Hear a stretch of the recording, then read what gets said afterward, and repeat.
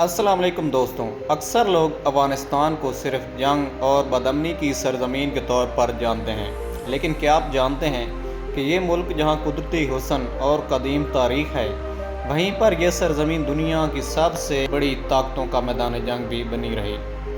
روس اور امریکہ کی جنگوں نے افغانستان کے لوگوں پر ایسے زخم چھوڑے جنہیں آج تک بھلایا نہیں جا سکا۔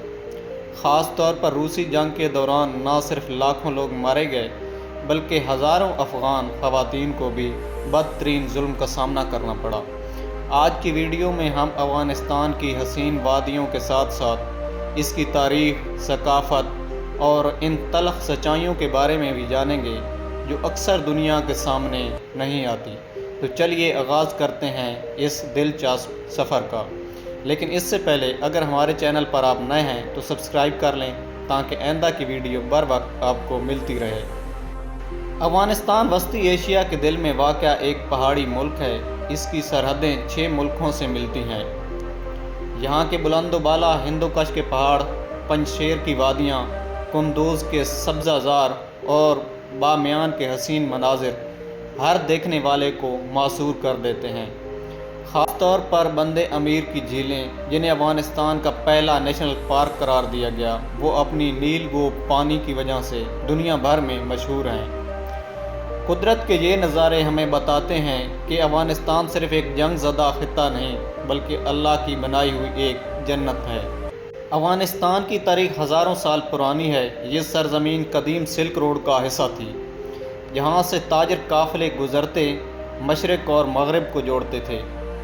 بامیان کے بندھ مجسمے، جو ایک وقت میں دنیا کے سب سے بڑے مجسمے تھے، صدیوں تک دنیا بھر کے سیاحوں کو اپنی طرف کھینچتے رہے۔ کابل کا بالا حصار قلعہ، ہرات کی جامع مسجد، غزنی کے مینار اور قندھار کی پرانی بستیاں سب افغانستان کی عظمت رفتہ کی گواہ ہیں۔ یہ وہی سرزمین ہے جہاں سے محمود غزنوی اور شیر شاہ سوری جیسے حکمرانوں نے دنیا کی تاریخ پر اثر ڈالا۔ افغان لوگ اپنی بہادری اور مہمان نوازی کے لیے مشہور ہیں۔ یہاں کے قبائل اپنی زبان، موسیقی اور لباس میں ایک الگ پہچان رکھتے ہیں۔ پشتون، تاجک، ہزارہ، ازبک سب ایک ہی سرزمین پر بستے ہیں اور یہی تنوع افغانستان کے اصل طاقت ہے۔ موسیقی میں رباب اور دو تار جیسے ساز افغانستان کی پہچان ہیں۔ بازاروں میں دستکاری کے قالین، کشیدہ کاری اور روایتی کپڑے ہر سیاح کے لیے تحفہ بن جاتے ہیں۔ اور کھانے کی بات ہو تو افغانی پلاؤ، منتو، اشک اور قورمہ دنیا کی بہترین ذائقوں میں شمار ہوتے ہیں۔ یہ حقیقت ہے کہ افغانستان میں پچھلی چند دہائیوں میں بہت سی جنگیں اور مسائل دیکھے ہیں، لیکن ان سب کے باوجود یہاں کے لوگ اپنی محنت، برداشت اور امید کے ساتھ ایک نئے مستقبل کی طرف بڑھ رہے ہیں۔ تعلیم کے شعبے میں نئی نسل آگے آ رہی ہے، ٹیکنالوجی اور کاروبار میں نوجوان کوششیں کر رہے ہیں اور دنیا کو یہ پیغام دے رہے ہیں کہ افغانستان صرف ماضی کا نہیں بلکہ ایک روشن مستقبل کا بھی ملک ہے۔ جب سوویت یونین نے افغانستان پر قبضہ کیا تو اس جنگ نے ملک کو اجاڑ کر رکھ دیا۔